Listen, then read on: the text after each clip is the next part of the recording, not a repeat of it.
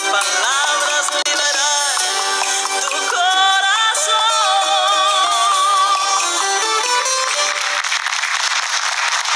Muchísimas gracias y bienvenido. El programa de hoy es un sueño hecho realidad. Hace mucho tiempo que nosotros como equipo queríamos tratar este tema, porque por lo general uno se acuerda de ellos cuando salen en las noticias y no son por lo general noticias buenas. Hoy nos vamos a trasladar en nuestro Cuéntame a la zona del carbón. Lota y Coronel han estado en las noticias desde 1952, cuando empezó una larga crisis, la crisis del carbón. Desde entonces las familias de esta zona han aprendido a vivir con lo mínimo. Mientras los hombres bajan a la mina, las mujeres se quedan preocupadas, muchas de ellas rezando y cuidando a sus hijos. Nuestros invitados vienen de una familia con tradición, en que los padres y los abuelos conocieron todas las oscuridades del carbón. Ellos son Héctor Barra y su esposa Jessica Suazo, y Víctor Manuel Paredes y su esposa Raquel Garrido, para quienes pido un cariñoso aplauso.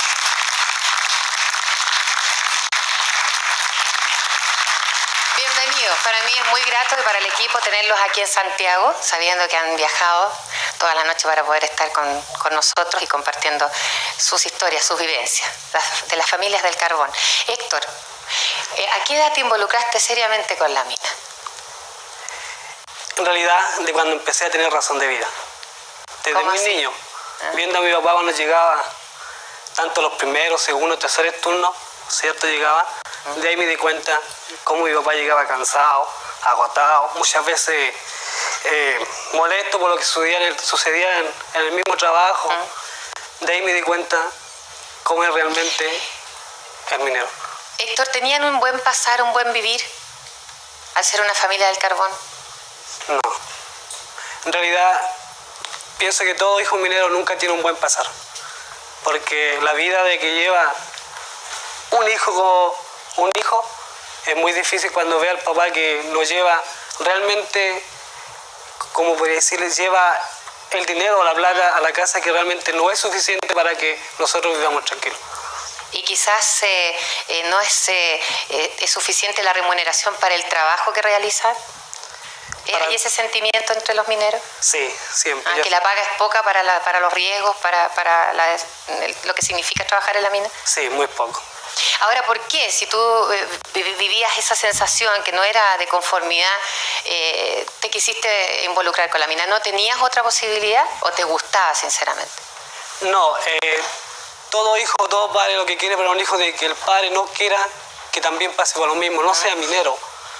Yo, cuando niño, siempre quise hacer algo, pero lamentablemente nuestros padres, digo yo, tanto el mío, nunca tuvo una situación económica para que yo llegara a estudiar, ser alguien.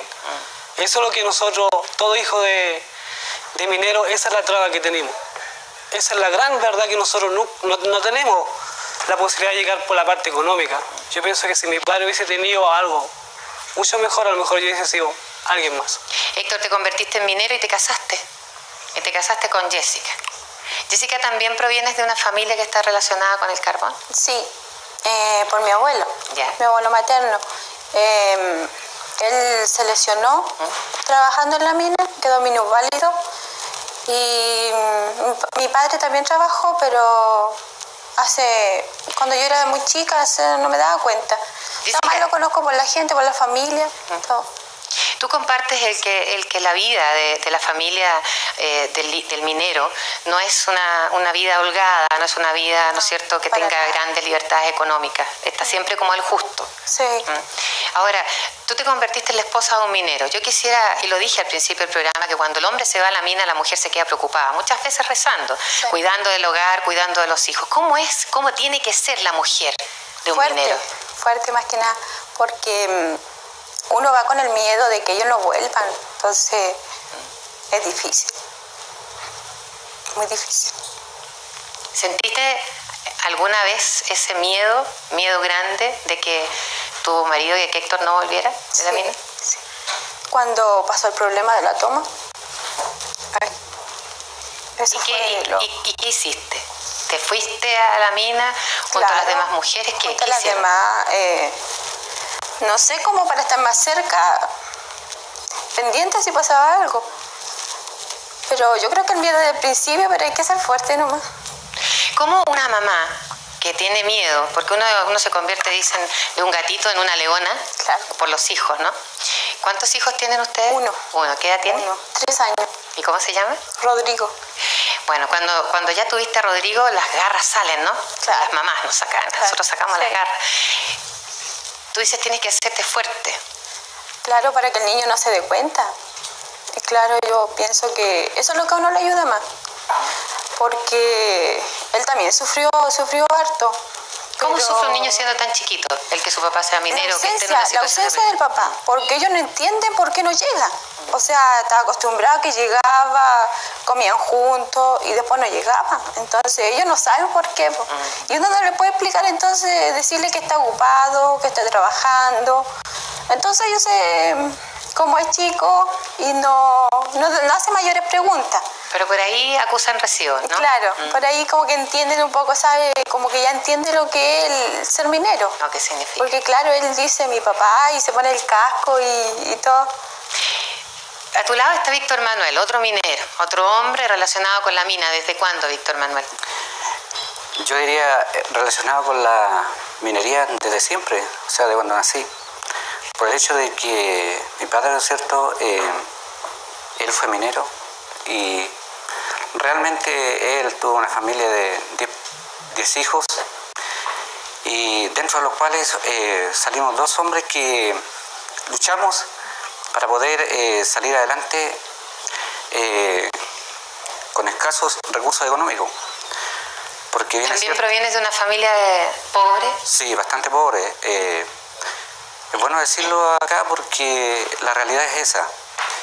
El hecho de ser pobre uno se limita a tantas cosas y bueno, uno siempre en sus padres refleja, ve el esfuerzo de ellos por uno y uno siempre aprende de ellos y en este sentido puedo decir yo de que traté de salir adelante y me forjé un camino pensando que todo me iba a ir mucho mejor en el futuro y no diría yo lamentablemente, sino que también me siento orgulloso de ser minero y me forcé en esto de la minería y quise, ¿no es cierto?, Ser bueno en lo que hacías. ser bueno en lo que hacía y me proyecté, digamos, quería que el esfuerzo de mis padres, ellos lo sintieran, que realmente uno también como minero puede Se viera reflejado salir en adelante. ti. Sí. Se viera Y reflejado. fue así de que luché y logré estudiar, digamos, y logré obtener un título universitario en minas. Hecho que a mí me llena de orgullo, pero a su vez también enlazado en todo este conflicto acá, me quedé metido ahí y prácticamente puedo decir de que me ha servido, sí, pero a su vez la he sufrido como cada uno de mis compañeros. Raquel, tú has estado escuchando ahí con mucha atención tanto a Jessica como a Héctor y a tu marido Víctor Manuel. ¿Cuál es la experiencia de ser una mujer de un minero? Bueno, la experiencia como le dije yo, claro que uno se casa con la persona porque está enamorada, ¿cierto? Sí. Yo pienso que todos nos casamos porque queremos a aquella persona. No nos importa realmente que sea un minero, aunque sea un obrero, sino que miramos realmente compartir con aquella persona todo lo que está en nuestras vidas. Porque realmente uno se casa para todos los días de su vida. La familia es lo más lindo, lo más hermoso que realmente puede haber. Y yo, como le dijera yo, como esposa de minero, realmente vivía la incertidumbre de que a mi esposo no sabía si él llegaba o no llegaba. Por ejemplo, ya el primer accidente que él tuvo en la mina fue bastante grave. Nadie me fue a avisar ni a mi casa, así que yo realmente estaba embarazada de mi primera hija. Me doy cuenta que es recordar algo penoso, Raquel. Yo te agradezco el que lo compartas con nosotros. Yo sé que ustedes como matrimonio tienen 2 hijas. Sí. Y creo que la edad que ellas tienen, que son mucho mayores que Rodrigo, implica que tú no has estado tan sola quizás. Sí. Porque en el caso de Jessica, tener la compañía de un niñito de 3 años no es lo mismo. ¿Tus hijas qué edad tienen? ¿14 una? Sí, en junio cumple 14 años la mayor, la otra cumplió 11. pero siempre vivíamos con la incertidumbre. Ella también sabía que ella pensaba que su papá no iba a llegar. Ella decían de que, ¿por qué no le dice a mi papá que salga de la mina, mami? Yo no quiero que trabaje ya más mi papá en la mina. Yo deseo que él busque otro trabajo. Pero yo le decía, hija, él tiene que hacerlo porque ¿de qué otra forma puede él ganar el sustento? ¿De qué forma puede realmente él tener realmente la alimentación, el vestuario? Aunque realmente no es de lo mejor. Pero lo importante es que lo hace con esfuerzo para que ustedes también puedan estudiar. Porque de esa forma él lo hacía, porque y también como su profesión era realmente la minería. Entonces, algo que llevaba en la sangre. Claro, entonces nosotros no podíamos, pero eso sí que vivíamos con la incertidumbre de llegar en la casa o no. ¿Son mujeres sufridas las mujeres mineras? Sí, realmente sufría la mujer minera, bastante sufrida y a la vez valerosa, fuerte. Yo pienso que la mujer minera es una mujer que realmente lo merece todo y que yo pienso, como usted decía anteriormente, de que realmente cuando la mujer tiene realmente sus hijos, realmente se convierte en una leona por defenderlo. Por ejemplo, yo era una mujer bastante tímida en el sentido, pero después cuando yo vi que, por ejemplo, mi esposo quedó sin trabajo en 91 de la empresa Schwager, realmente yo ahí me forjé, dije, yo no tengo por qué realmente sentirme, tener vergüenza ante las demás personas, no tengo por qué hacerlo. Y ahí te salió la leona y a luchar. Ahí me salió realmente, dije, yo no tengo por qué hacerlo, tengo que estar junto a mi esposo en estos momentos adversos de la vida, tengo que estar junto a él y junto a mi familia y junto a mi hogar. Para un hombre, claro, y para una familia entera, el que el jefe de hogar pierda, ¿no es cierto?, su trabajo, afecta a todos los integrantes del núcleo familiar. Yo quisiera presentarles a don Manuel Antonio Garretón, sociólogo, darle la bienvenida. Yo creo que es muy importante, vamos a tener también la visita de una persona que nos va a ayudar muchísimo a ver desde otra perspectiva la visión de las familias del carbón.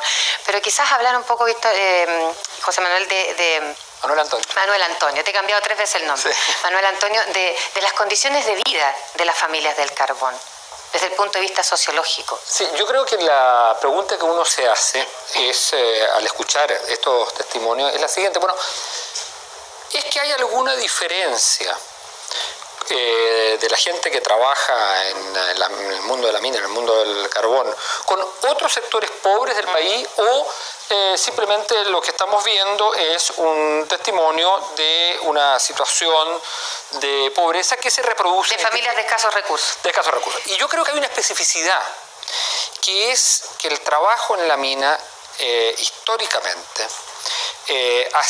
constituye un mundo completo, es una sociedad completa, con lo que los sociólogos y antropólogos llaman una subcultura, donde prácticamente el mundo termina ahí, a diferencia de lo que ocurre, por ejemplo, en las grandes ciudades. Exacto.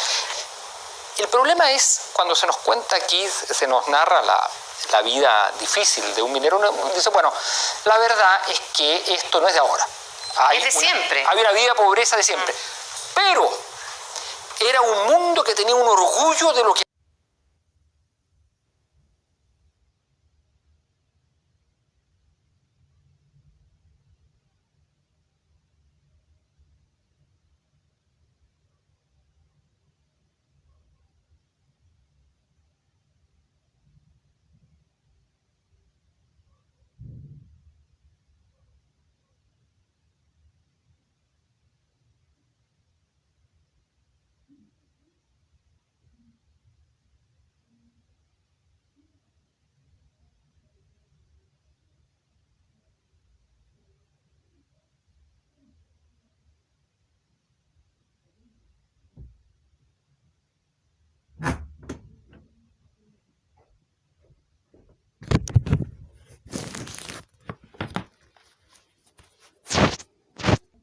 En cuanto a las maquinarias, Aprender. sí, aprender.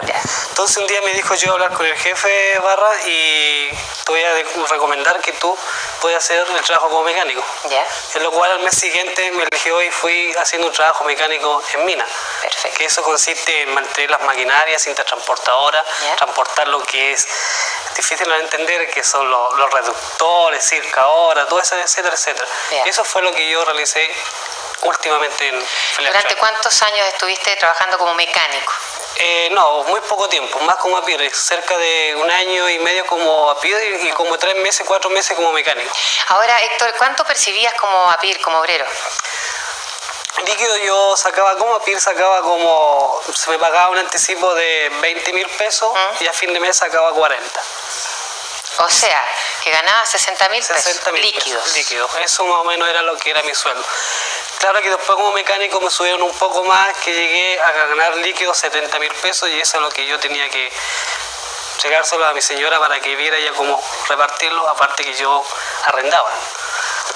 ¿Cómo te las arreglabas, Jessica, con 70.000 pesos? Es difícil, pero uno está acostumbrado ya porque ese es el sistema de vida que uno tiene de la mamá, se lo traspasan a uno, le enseñan a manejar eso, porque eso hay que saberlo, porque no cualquiera puede llegar y tener la plata, no se hace nada. Tu marido dice que arrendaban. ¿Qué es lo que le significaba el arriendo? ¿Cuánto perdían ahí por arriendo? Entre 15.000 pesos, 20.000 pesos. Y con lo demás teníamos que subsistir el gasto de la luz, del agua, cuentas de otras cosas, la comida. Vivir, pues. Claro, y no alcanzaba justo, o sea, sin lujos, sin cosas extras. Pero lo importante es para sobrevivir. Y teniendo claro eso, que tú dices, Jessica, para sobrevivir, ¿no les dieron ganas a ustedes de dejar esto de la mina, trasladarse, emigrar o que Héctor buscara otra pega? Claro, yo siempre he tenido esa intención. Tú le decías a él, cámbiate. Claro, de trabajo. siempre le he dicho porque no me gusta, porque es muy peligroso. Entonces, siempre le insistí, pero es que es tan difícil y hay que dejar todo botado. Entonces, eso se hace más difícil. Y por el hecho del estudio, que uno no tiene un estudio como que lo sustente para hacer una cosa diferente. Entonces yo pienso que ahí está el pero de la cosa. Claro. Víctor Manuel, ¿tu trabajo en la mina en qué consistía? Bueno, durante los 14 años, digamos, me desempeñé más que nada como supervisor directo en la parte de explotación del carbón. ¿Eras lo que denominaba Héctor un mayordomo? No, el supervisor está encargado de las tronaduras, más bien dicho, disparar, tronar la parte... Perfecto, ya. Y está involucrado directamente con la explotación, digamos, en los mantos bajos y donde se veía el esfuerzo... ¿Extraer material? Sí, de extraer el material directo de los mantos y de ahí donde realmente se ve el esfuerzo real del hombre, donde realmente el hombre trabaja con su dorso desnudo, ¿cierto? Sí. Descubierto, sudando y todo eso, negrito, polvo, cuánta cosa se puede ver, a veces incluso... ¿Cuáles son los principales problemas de salud que tienen los mineros del carbón? Sí, pues de partida es el polvo, la silicosis, ¿no es cierto? La parte de las rodillas también, que uno tiene que hacer todo su trabajo de rodillas, botado muchas veces, eso lo viví en carne propia, botado, tirado así, o sea... incluso había que sacarse los elementos de seguridad muchas veces para poder estar el campo por ser demasiado bajo, ser lugares húmedos y todo eso, o sea que se vivían situaciones bastante críticas, digamos, en la parte extractiva misma, digamos. ¿Qué pasa cuando un minero se enferma? ¿Tienen algún sistema de salud que los protege? Sí, siempre la empresa está afiliada... están afiliadas a ISAP. Bueno, cuando el minero se enfermaba, sacábamos licencia, tanto como INP como por FONASA, ¿cierto? Yeah. Sacábamos licencia. ¿Tienen un sistema? Sí, claro, un sistema. Sí, ¿Cuánto ganabas, Víctor Manuel, por el trabajo que realizabas? Sí, el año 91 estaba ganando, digamos, 160, más o menos, ¿cierto? Como era supervisor, pero después cuando me recontraté, porque en mí recayó realmente la reconversión, fue un fracaso en mí, y cuando entré nuevamente a la mina, después ganaba la mitad, o sea, ganaba más o menos 80.000 pesos, un poquito por ahí, entonces me afectaba.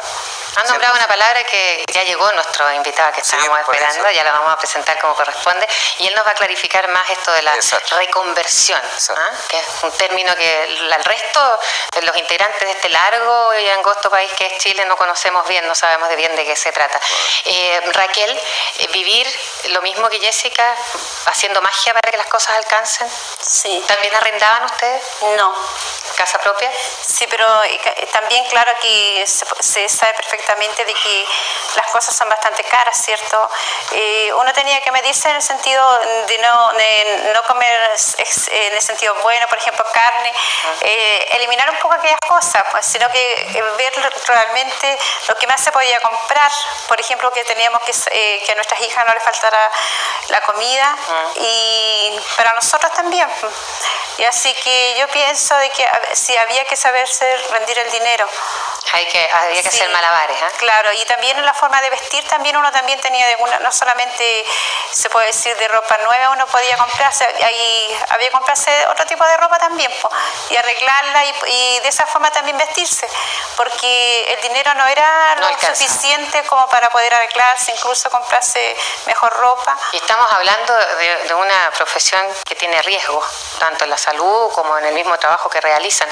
Ustedes fueron despedidos. Y como yo planteaba, cuando un jefe de hogar pierde el trabajo y es despedido, es muy fuerte, es una situación que nosotros la vivimos acá en uno de nuestros programas. Pero yo quisiera saber qué sintieron ustedes, porque es una tradición, es toda una vida ligada a la mina y que de la noche a la mañana ese futuro que tú siempre viste ligado a algo tan puntual como el carbón, ya no lo tienes más. ¿Qué sentiste, Héctor, cuando te despidieron? O Víctor. El 91, bueno, bastante impotencia, pero a su vez también, ¿no es cierto?, dentro de sí está la convicción de uno que siempre tiene que salir adelante. Y de hecho, lo primero que hice, ¿no es cierto?, fue abrirme, ¿no es cierto?, hacia el exterior, digamos, del país, buscar en otras áreas, específicamente en el norte, así, incluso fui con otro compañero de trabajo, pero estaba copado el campo también, entonces... ¿A dónde se dirigieron con este compañero de trabajo? ¿A qué parte Sí, fueron? específicamente a La Serena, ¿cierto? Ya. La Serena específicamente, Coquimbo y a la mina del Indio. ¿Y no te fue bien? No, demasiado mal, o sea, lo cerraron las puertas también ahí, no. ¿Y esto significaba que tú tenías que dejar familia, hijas Sí, y todo sí. allá en Coronel? Exacto, significaba dejar todo y salir solo, o sea, hice un buen recorrido, bastantes meses, por no decir años, y después tuve que nuevamente, en vía de eso, recurrir otra vez, volver a la mina donde trabajaba antes. Esa impotencia que tú me cuentas que sentiste en un minuto, ¿se unió a rabia, se unió a pena? Sí, por supuesto, y involucrado todo, ¿no es cierto?, la impotencia, pero como les digo, a su vez, uno siempre se siente identificado como un pueblo que lucha, ¿no es cierto?, como minero, y realmente trata de salir adelante, pero se le ve que todas las puertas se le cierran, o sea, que no está a la mano que uno necesita en ese momento de ayuda, en el sentido de visualizarle el futuro, digamos, en lo local. La posibilidad que tienes para hacer otras cosas. Claro, ¿no? sí. Se ve negro como el carbón el futuro. Claro. Ahora, tú fuiste despedido junto a ¿cuántos mineros más? 756 trabajadores. El año... De un todo, así, o sea, sin saber tampoco, o sea, uno siempre en una empresa, ¿no es cierto?, uno tiene ese cuidado, ¿no es cierto?, de cuidarse, de hacer las cosas bien, y nunca se imagina que puede ser uno, o sea, ahí está pues, su hoja de vida impecable y todo, y sin faltar un día al trabajo, imagínense. Ni un día. Ni un día. Pues aquí estamos ¿Tú estás públicamente. hablando de 14 años en la mina? Sí, sí. ¿Y no faltaste ni un día? Claro, ni un día fallé, ningún día. Lo declaro aquí públicamente y así fue. Y pese a ello, fui despedido igual, ¿no? ¿Y tú qué sentiste, Héctor, cuando también viste haber perdido tu trabajo? No, yo no sufrí, fuiste despedido yo no fui junto, despedido pero en también- Schwager, pero sí sufrí ¿Sí? un despido cuando trabajé en Enacar. En el año 89 trabajé como particular en planta lavado. Ya. Planta lavado donde se procesa el carbón, donde se lava el carbón. Ya. Ahí donde yo trabajé cerca de 3, 4 años. Ahí yo sufrí un despido después de entregar 4 años, también casi en una hoja impecable, solamente por un accidente. Fui despedido. Así, de la noche a la mañana, chao, gracias. Amargo porque yo ya llevábamos casados con Jessica recién creo que como meses, 3 meses, 4 meses. Bueno, nuestro invitado del cual yo hablaba en el primer bloque llegó. Yo le quiero agradecer en forma pública porque sabemos que bajó de un avión, se dirigió inmediatamente hacia acá, hacia el estudio. Él es nada menos que don Felipe Sandoval, el ministro vicepresidente de Corfo, y darte las gracias por querer compartir un programa tan importante, porque sabes que nosotros quisimos conocer a la familia del carbón, por lo que significa, por lo que conversábamos con el sociólogo, tienen una cultura propia, hay gente que está ligada por tradición al carbón. Entonces no es lo mismo ser despedido cuando tú tienes una tradición que cuando pierdes un trabajo y puedes encontrar otro como albañil, como gaffiter.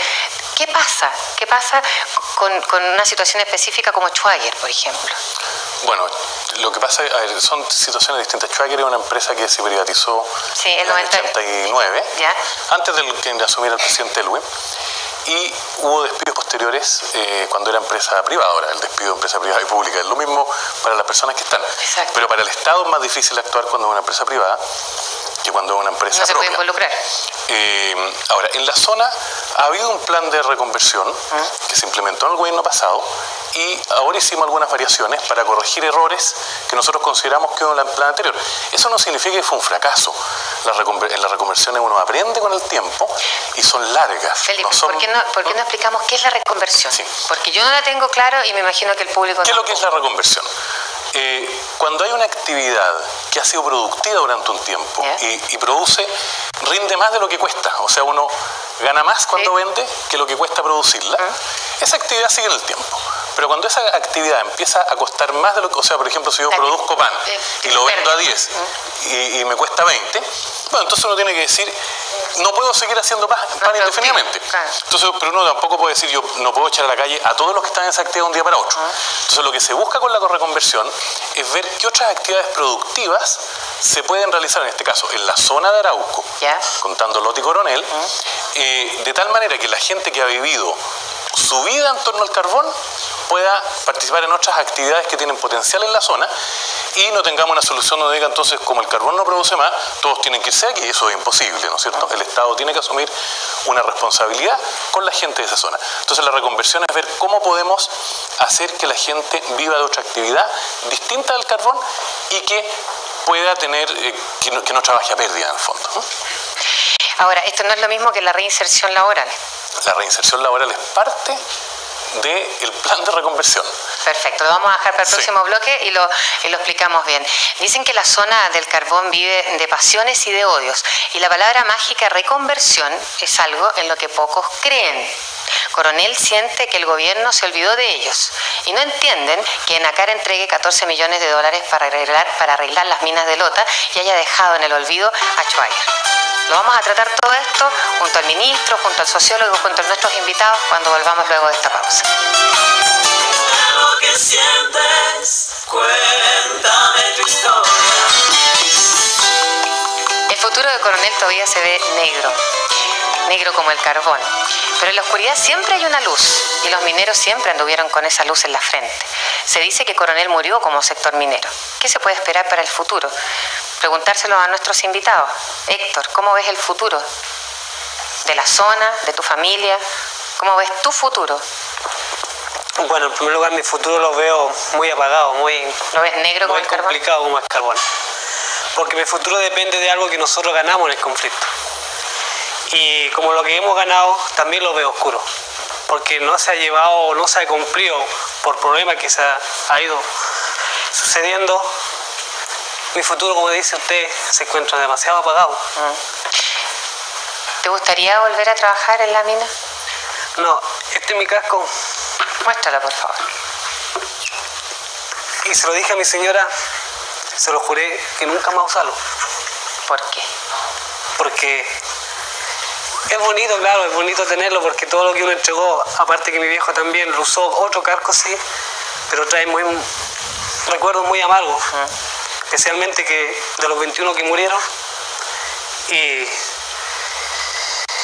buscar otro camino, otros horizontes. otros horizontes que sean mejor que Cuando nosotros. cuando estábamos en comerciales, varias gente del público quiere participar y quiere preguntar. La señora es una de ellas. ¿Por qué no te pones de pie, por favor? ¿Tu nombre? María Eugenia, ¿Para quién es la pregunta? para el señor ministro. ¿Te emocionas? Sí, cuesta. Hay una ley que, si no me equivoco, está aprobada o está por salir, de la ley de trabajos pesados.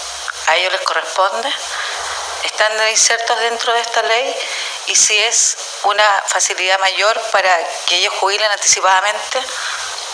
Sí, esa ley en general es para otro tipo de trabajo.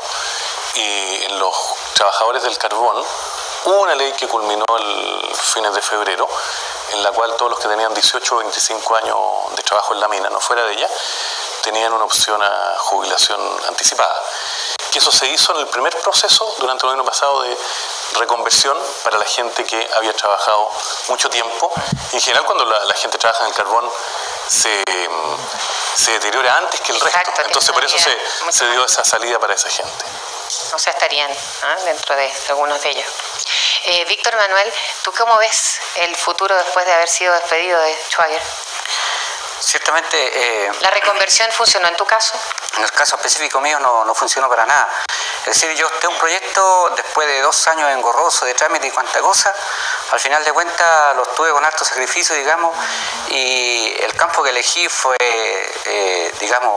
el área transporte, digamos, para ciertamente transportar algunos productos, y me di cuenta que el mercado está totalmente saturado, digamos, el área esa. En esa área, claro. Así que prácticamente fracasé, me fui abajo, o sea que no me sirvió para nada porque está saturado la parte esa. ¿Qué estás haciendo en este minuto para sobrevivir, para mantener a tu familia? En este minuto estoy inserto en una empresa que está trabajando como a obras públicas, ¿no es cierto?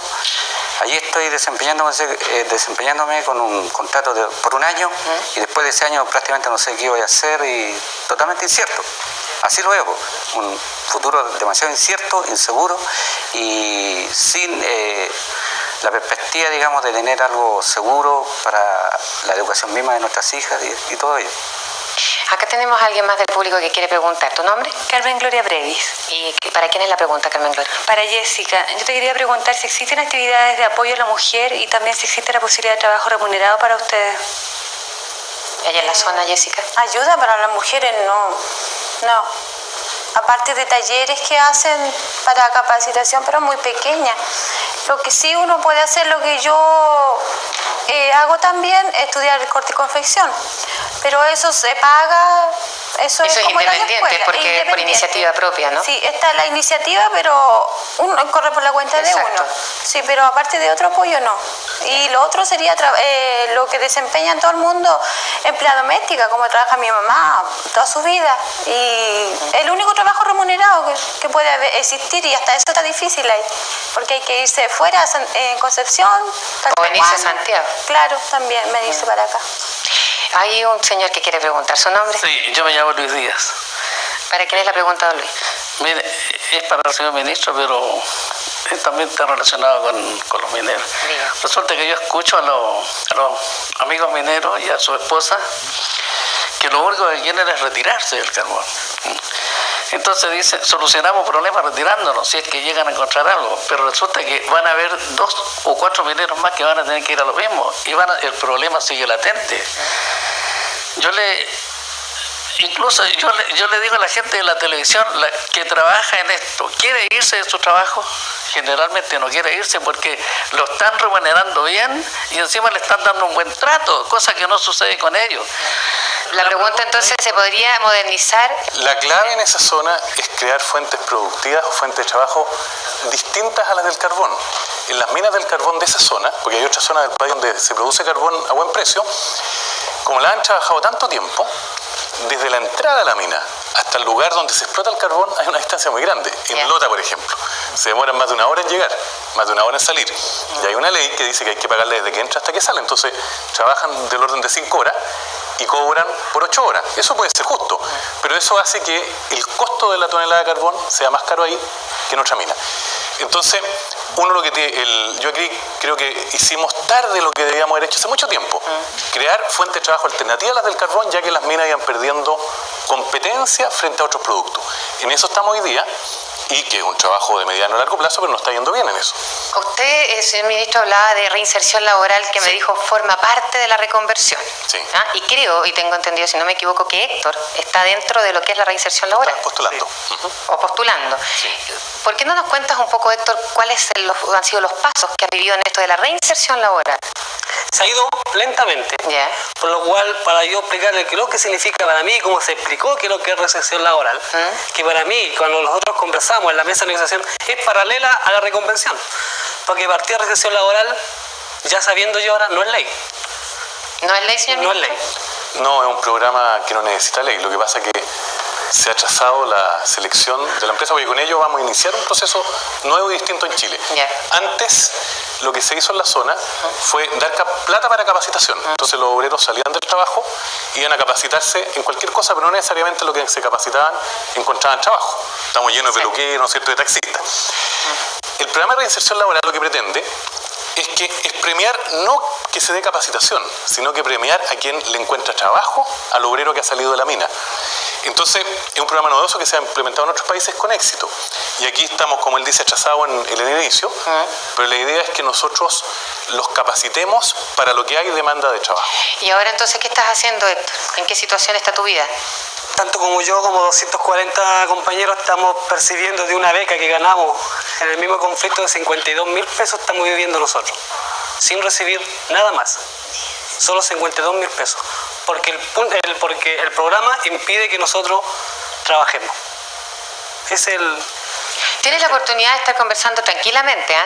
Sí. No como en otras oportunidades, me imagino, con la autoridad que de repente se alteran los ánimos, ¿no es cierto? Conocíamos en el... ¿Sí? Él era uno de los negociadores de los mineros que estaban en la mina. A ver, ¿saben qué? Un pajarito me contó que se habla de que los mineros son conflictivos, son peleadorazos, dicen. ¿Son así o no? Es que yo pienso de que si el minero es conflictivo es porque... Yo lo viví en carne propia, mi papá es un minero, claro que vivió conflictivo porque el gobierno, yo pienso en esta forma que el gobierno acostumbra al minero a ser conflictivo, porque si el minero lucha por sus derechos, ¿cierto? Ya hace Y si tanto tiempo, ¿no? Claro, con la empresa y el gobierno, y si no les cumple, ¿qué es lo que hace el minero? Arma huelga, hace paro, etcétera, etcétera. Entonces la zona del carbón está como conflictivo. Ahora, aquí tienes la oportunidad de tener al ministro aquí tranquilito, están en familia conversando, ¿qué le dirías al ministro? Bueno, yo le diría... Con tranquilidad. Yo le diría que el programa de reinserción laboral, según los datos que tengo yo, empieza en junio. Empieza en junio y ya de diciembre, o sea, octubre, diciembre, enero, febrero, marzo, 5 meses que estamos viviendo con 52.000 pesos. ¿Y quién va bien con 52.000 pesos? O sea, la idea es que se apure lo más rápido posible, ¿no? En eso estamos, a tratar de que haya empezado cuando salga este programa al aire, ¿no? Dos cosas que no se ha logrado, que fue examen médico para todos los trabajadores que tienen mayor antigüedad en la mina, para enfermedades como artrosis, silicosis y toda esa cuestión. Eso es lo que todavía tampoco no se ha cumplido, no se ha cumplido. ¿Está en estudio eso, ministro? ¿Está en estudio eso? ¿Lo que no se ha cumplido, lo que no se ha logrado o lo que ellos no han conseguido No, todavía? eso, o sea, lo que es reinserción laboral está un poco atrasado. Las otras dos cosas debiéramos, si son parte de los compromisos, deberíamos cumplirlo. Claro. O sea, no, eso no puede estar en estudio porque son medidas muy concretas. Ya. Yo quisiera irme un poquito a la parte del sociólogo para ver una visión de lo que significa esta reinserción y esta reconversión. Porque si bien es cierto, señor ministro, la intención está, pero hay que reindustrializar una zona para que esto se logre, ¿no es cierto? Entonces, esto no se ha podido concretar al 100%, ni al 50%. ¿Qué va a pasar con estas familias que tú bien decías que tienen su propia cultura, su propia tradición? ¿Es sacarlos de algo que han hecho toda la vida y ponerlos en otro tipo de trabajo?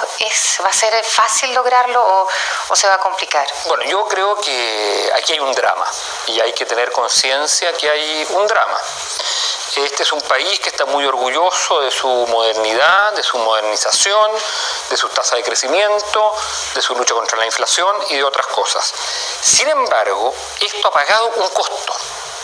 Y el costo es precisamente que hay zonas, sectores, personas, grupos, regiones, simplemente que quedan fuera. El punto no es que queden en retraso, porque cuando hay un retraso uno dice, bueno, en algún momento va a alcanzar. El problema es que quedan enteramente fuera. De modo que cuando uno plantea, más allá de la solución individual a uno u otro caso, la idea, por ejemplo, una reconversión, lo que está planteando es un problema muy de fondo. Y es que el modelo de desarrollo mismo, el modelo económico mismo, implica repensarse. Manteniendo los equilibrios y manteniendo las tasas de crecimiento, pero desde la perspectiva del desarrollo social. Y este testimonio que nos han dado ahora es un ejemplo de eso. Y yo diría, una economía de mercado no puede resolver esto. Lo resuelve la sociedad y lo resuelve el Estado. Y esto implica que hay que darle recursos al Estado y a la sociedad, o sea, a los actores, para resolver Puede el problema. solucionar los problemas. Usted hablaba de que están corrigiendo los errores que se pueden haber cometido, ¿no? Porque, bueno, las ideas y el papel aguantan mucho y las buenas intenciones también. Como seres humanos cometemos errores. ¿Están en vía de solución, Sí, en vía a de ver. corrección esos errores? Sí, lo que pasa es que parece muy fuerte decir errores porque fue el inicio de un proceso que fue exitoso en su inicio, pero que nosotros tenemos que reformularlo hacia adelante. Ya. Y lo que hemos hecho es crear incentivos para que haya inversión privada en la zona, seguir con una fuerte inversión pública en infraestructura básicamente y tener un plan para las minas estatales, a las cuales le hemos dicho que no podemos seguirlas subsidiando eternamente. El 98 sacaban los subsidios estatales, y el programa de reinserción laboral. Entonces yo creo que en el transcurso del tiempo vamos a ir haciendo posible una reconversión y que no toda la gente viva del carbón, sino que viva de otras actividades cosas, que productivas. sería lo mejor. Ese es el gran sueño, de que estas familias sepan que pueden subsistir de otra cosa que no sea el trabajo. Claro, con el ahora carbón. lamentablemente esto no es de un día para otro. Yo entiendo perfectamente las desconfianzas y los problemas que hay en la zona, porque la experiencia de ellos también les indica lo que ha pasado otras veces. Es frustrante. Bueno, sí, Una pregunta que usted dijo en delante, tenemos bien poquito tiempo, Héctor, así que cortito. la parte oscura del futuro mío. Ya se ha visto, se ve, porque nosotros vamos a pedir trabajo a la empresa, Sí. presentamos nuestro finiquito, dice Volkswagen. ¿Qué significa Volkswagen para las empresas? Conflictivo, revolucionario, etcétera, etcétera. Por favor, váyanse, no queremos gente conflictiva. O sea que el futuro está pagado por ambos caminos. Es complicado, ¿ah? Es complicado porque representas a un jefe de hogar, tienes un hijo. Víctor Manuel tiene 2 niñitas que están hoy con nosotros, que están aquí en el estudio. Y hay familia detrás, y las familias del carbón han esperado durante décadas que la mina se recupere. Los niños saben que ya no serán mineros como sus padres y sus abuelos. Las mujeres ahorran, trabajan y esperan. Los mineros se preguntan si esta vez les cumplirán lo prometido. Solo Dios lo sabe, las intenciones existen. Mientras tanto, ellos con sus almas de mineros miran hacia el mar y hacia las madereras. Muchísimas gracias por su compañía y un aplauso grande para nuestros invitados. Gracias.